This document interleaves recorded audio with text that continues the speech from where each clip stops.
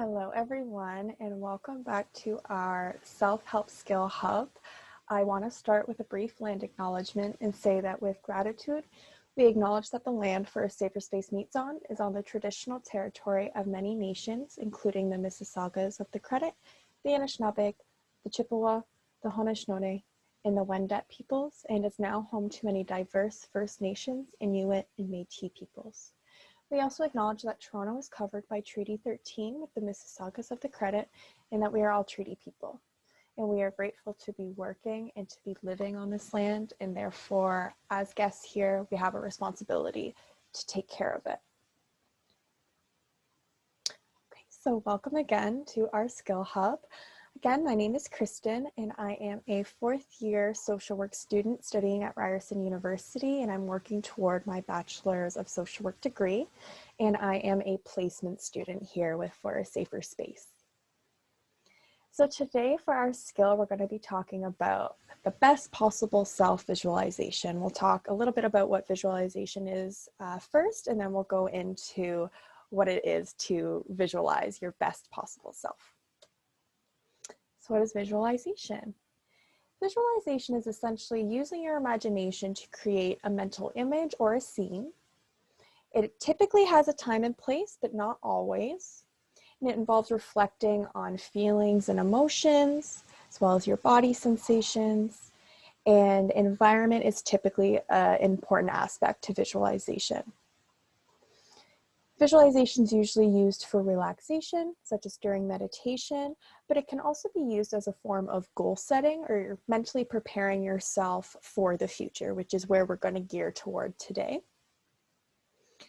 So any visualization can be based, in the future, past, or present, just depending on what you want to get out of the visualization. There are many cases where visualizing something that happened in your past can be very beneficial, or visualizing something that's happening in the present time. Today, though, we're going to be focusing on the future. And before we really get into what this skill looks like, I want to say that we are in complete control of these visualizations, no matter if it's for relaxation or for some kind of goal setting purpose. We are always in complete control of it. And I want to emphasize that because people who suffer with anxiety, sometimes when we do any kind of reflecting, there's a lot of intrusive thoughts that can come up. So it's just good to remind you, you are in complete control of it. So first thing for this visualization, it's suggested that you make a list as long or short as you would like, and you're listing down everything you would like to accomplish in the future. It doesn't have to be by a specific age. It could just be more general. You don't have to have anything necessarily planned or expected to happen, just everything you'd like to accomplish. And if you're having trouble thinking of what this might look like, think about all these aspects of your life. So what would you like to accomplish professionally, or within your family life or social life? And also include aspects of mental, physical, and spiritual health as well. Those are all very important aspects in our lives. If you're unsure about what you would like to accomplish within all of these areas, that is okay.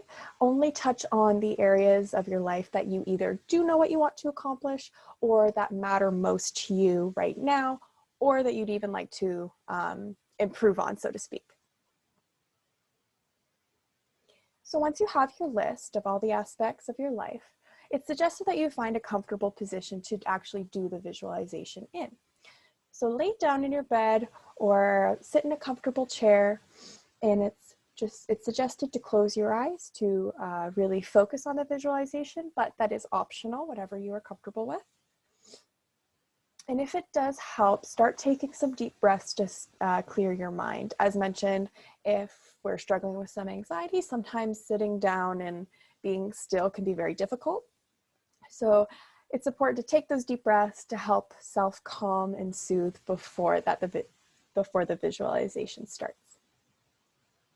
And now think, in a perfect world, what would my life look like if I am able to achieve everything that I want? So that list you made, whether you wrote it down or whether you just noted things in your head, What would your life look like if you had everything on that list? And then you start to describe it to yourself. So think, how do you feel in this future?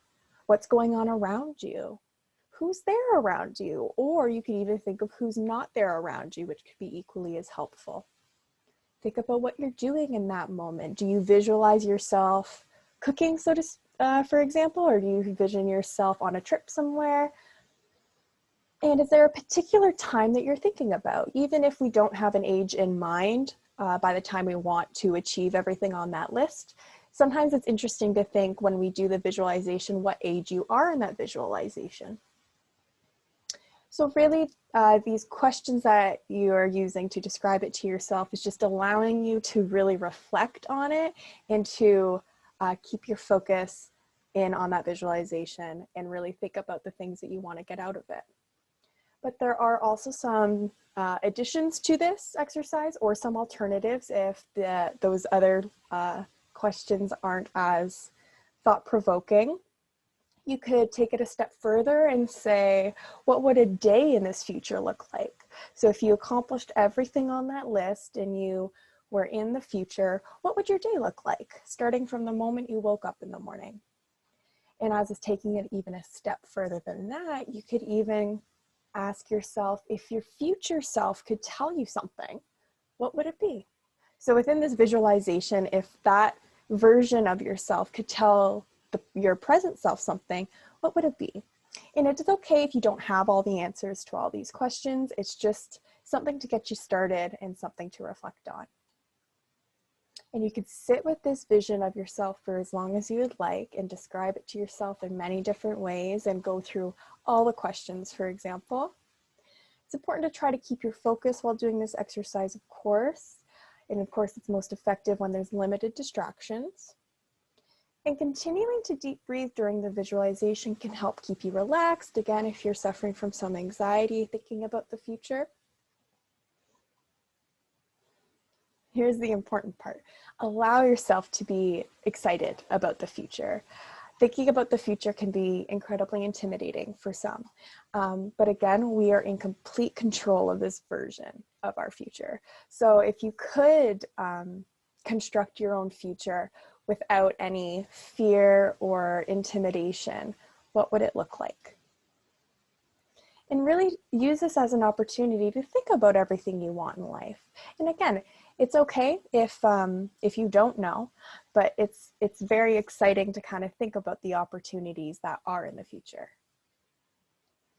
It's also important to think, though, the ideas of what you want to accomplish on that list that you made will probably change by the time you go to get to accomplish those things, and that is perfectly okay. It's just taking the time to reflect on your best possible self may actually help you decide what's most important to you. Maybe you have some things on your list that didn't make it into the visualization, so that would be an interesting thing to think about, whether or not you actually would like it in your future. So the importance of this exercise. It's very important to see ourselves meeting our goals because it makes them seem more realistic to us. It helps us think about creating a plan to meet those goals. This is not in any way to suggest that we have to start making that plan, but it may help us just to think, what are some ways I could potentially start to work toward those goals? Again, it helps you feel more optimistic about the future. Sometimes the future can be a scary place. So anything to make you feel better and excited and look forward to it is ideal. So yes, and another benefit would be relieving the stress that stems from not knowing or not knowing how to control the future. Because of course you can't control the future, but if you can visualize it for yourself, that can be very relieving in many ways. So if the visualization is challenging or it's just not working for you, that is totally okay. It may actually help to start writing it down first because it's largely a mental exercise. Sometimes it's hard to juggle all of those accomplishments in your head and making sure to incorporate them. So having a written base may be very beneficial. So before we leave you today, I just want to reiterate that you don't need to make a plan on how to accomplish each goal right now. Just thinking about and becoming excited about the future can have an amazing impact on how we go about working toward these goals at some point. But again, there's no pressure to start working toward any of these accomplishments right away. So with that, I'd like to thank you for watching, and I will see you next time for the next one.